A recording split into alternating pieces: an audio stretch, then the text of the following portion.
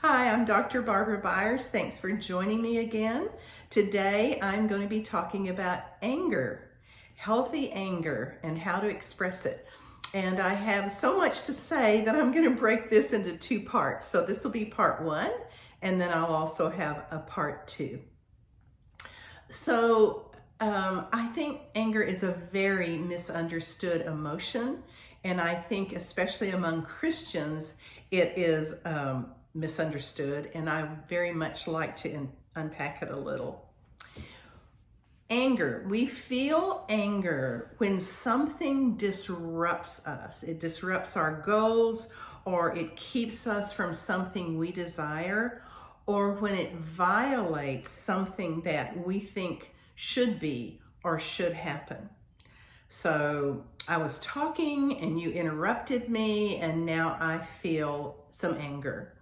Or I had some money and you stole it from me and it's my money, and now I feel some anger. There's a sense of indignation because of a violation, or because something got interrupted and has hindered my desires.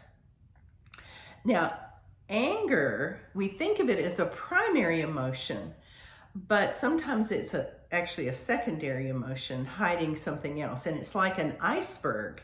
Below the surface of anger, there are often a whole lot of other things. And anger can actually mask other real emotions, such as grief. That's a primary thing that anger can mask. Hurt, shame, rejection can carry a lot of self-pity, helplessness, anxiety, trauma, envy, loneliness, disappointment, and offense, among others. C.S. Lewis called anger the anesthetic of the mind. And I think what he meant was that we would rather feel anger that sort of anesthetizes us, rather than deal cogently with some issue that's complicated or that we need to enter into to bring some closure. But anger is an essential part of who we are as persons. God has created us to feel anger. He feels anger and we feel anger. So it's part of our humanness. But we seem to fall into one of two patterns. The first pattern is we've been taught to avoid anger. Sometimes we even believe that we should just be nice and should never express anger, and that somehow we should be ashamed of ourselves if we do feel anger. The second pattern is that we just give anger way too much place, and we're angry a lot and we express it in destructive ways. And many times we don't even, it's so natural to us. We don't even know there's a solution or there's another way, another alternative, because we just feel angry. So too little anger or too little healthy expression of it, and then too much anger or too much destructive expression of it. And that destructive part of anger can carry so much energy, and that's why it can be so damaging. It is a passion that easily can get out of bounds, but God wants us to have self-governing, self-mastery. It's a fruit of the Spirit. Aquinas said anger should be our servant, not our master. And I really like that, because anger is alive. Anger is necessary, but it should serve us well and not master us, as it too often does. Our whole culture seems to be a culture of offense and a culture of anger these days. And really, we're all subject to wrong kinds of anger because of the fall. We're born into a brokenness in our emotions and distortions in our emotions. Now, anger has an effect, not just emotionally, but on our body as well. It can be a good catalyst, or we can hold it inside and it can become very toxic to our body. And we know that catalysts can eventually, the force of a catalyst can catalyze an explosion. So some physical effects in the body. It releases cortisol and other stress hormones, neurotransmitters, adrenaline, epinephrine, and these can shrink our memory spark ocular migraines, induce teeth grinding, cause stomach pain, spike our blood pressure, and overall just depress our immune system if we continue with a lot of anger.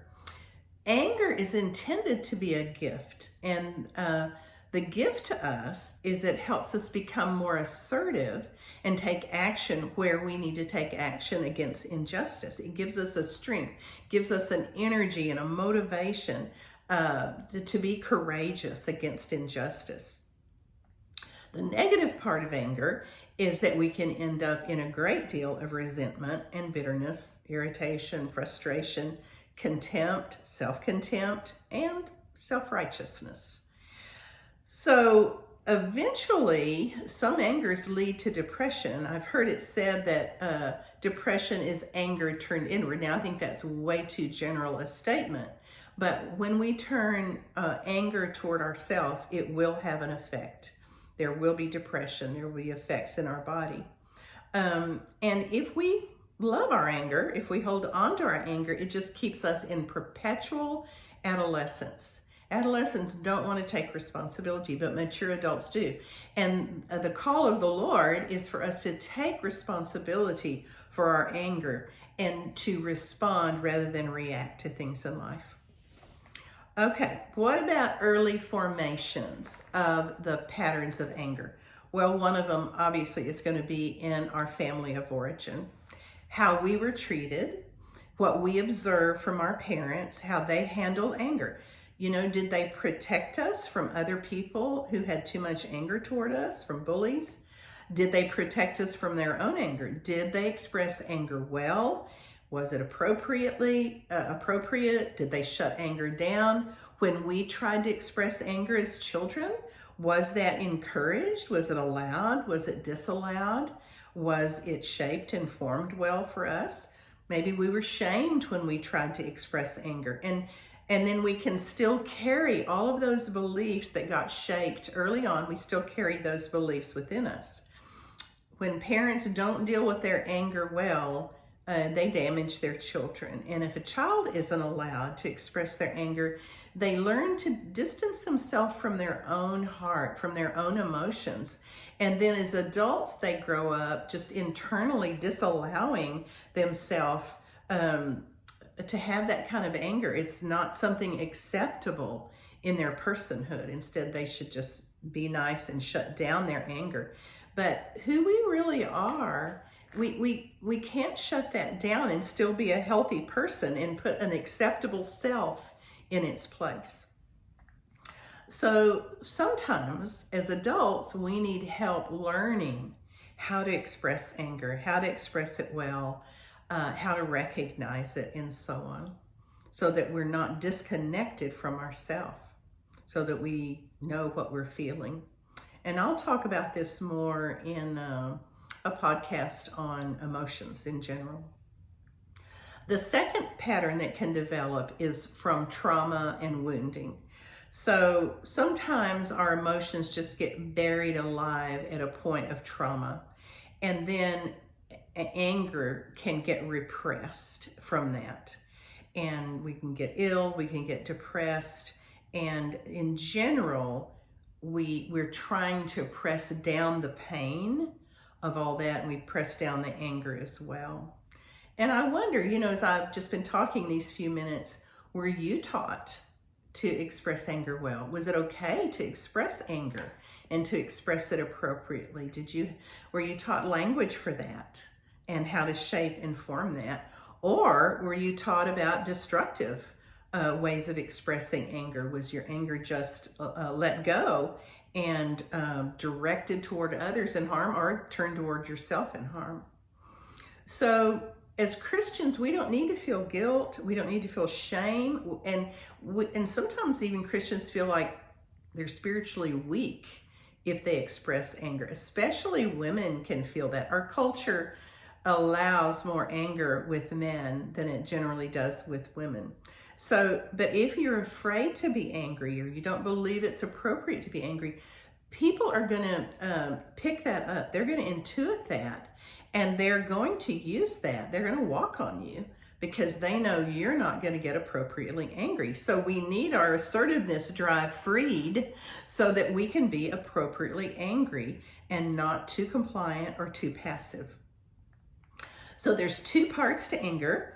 One is the cognitive, the thinking part, and one is the emotive, which is the emotional part.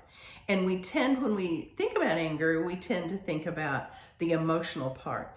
But the real problem is in our thought life, because whatever is held in our thought life and held in our beliefs is actually going to be expressed in our emotional life. And our thoughts undergird our emotions, and thoughts can sustain our anger. So we probably are going to need to identify these anger-inducing sort of inner beliefs and thoughts and learn to reframe them. This will take a lot of time and a lot of patience. At other times, we're actually sinning by not expressing our anger well. You think about Eli, who was a priest, and he had sons who were doing terrible things in the temple, and he never got angry, he never disciplined them. Or Aaron, who watched the children of Israel, helped them build a golden calf and didn't get appropriately angry. And there's real consequences from that. David in Psalm 51 said, God requires truth in the inward parts. We need to be truthful about our anger. So there's purpose in our anger. God's created us to have anger, and that is to feel injustice, to feel wrong, and to act in ways to counteract that, to correct it, to defend ourselves, and to defend others appropriately. It gives us strength and motivation and energy and courage to act. It empowers us. Anger is very empowering. Destructive anger is also very empowering. So when we harbor anger, though, when we don't express it well, we're creating a resentment. We are creating something. Resentment literally means to experience again. And so unfinished anger that we haven't resolved is really damaging. And even if we keep it long enough, it opens a door for a demonic presence to enter. If we have unresolved anger, if it's undiffused, a lot of times what we're wanting is to cause punishment to another in the way they harmed us.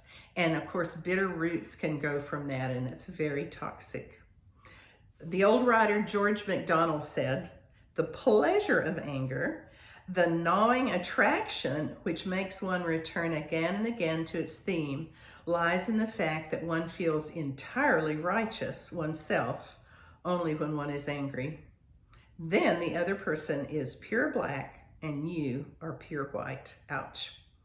With continuing unresolved anger, we usually need to forgive. We need to forgive. And even sometimes after we have truly forgiven one, the anger can remain a while. We've been disappointed, we've been betrayed, and we can feel anger, but we just keep an assurance before ourselves. No, I have forgiven, and the anger eventually dissipates. But if we hold on to our anger past its due date, we will not be able to function well. And we'll find that it begins to color everything. If we hold on to our offenses, if we hold on to our anger, they begin to imprison us. Often there's true injustice done to us, but then we react to it, and then talking about it transfers it to others. All right, so I'm going to pick this up again, and I'm going to do part 2 of anger next time. Thanks for joining me now, and I invite you to join me then as well.